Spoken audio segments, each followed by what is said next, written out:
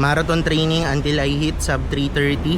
3 kilometers sa takbo ngayon, tapos mamaya leg day tayo. Let's go.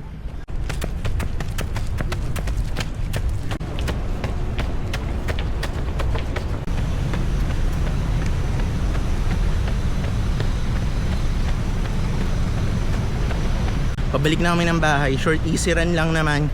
So pag uwi, leg day na. Start na ako sa leg day. Ang first set ko ay assisted pistol squats. 4 reps per leg.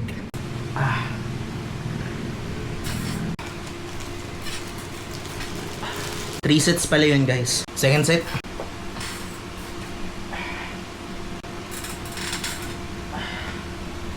Naglalagay ako ng 1 minute rest in between sa mga sets.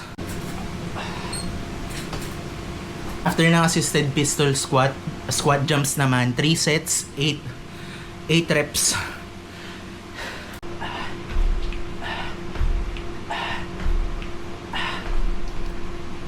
After ng squat jumps, 2 set ng Bulgarian split squats, 8 reps.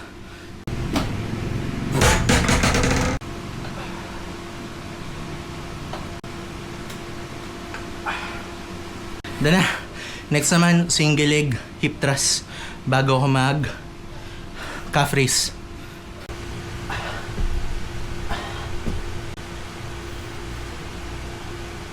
Calf raise naman 2 sets, 20 reps per leg.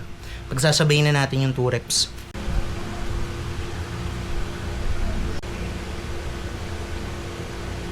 Last workout na to, 3 sets ng L-sit hold. Nakakapagod. Mas matagal mas okay. So, kung kaya ng 30 seconds per set, mas okay. First set. Shit.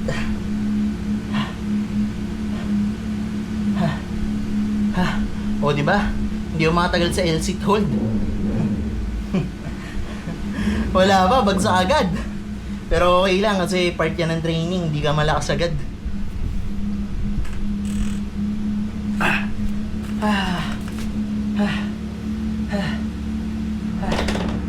Panapos talaga yung L-sit hold. Sobrang sakit sa core. Then ngayon yung training, 3 kilometers run, and then after ng 3 kilometers leg day. Nakakapagod din pero okay. Mag-create tayo ng content syempre hanggang sa mate natin yung target natin. Follow nyo ako dito sa TikTok, follow nyo ako sa YouTube lalo. Lahat ng content na maximize yung resolution, pati yung framing niya na naka-landscape. Mabaview nyo doon. Comment na rin kayo kung meron kayong mga tanong.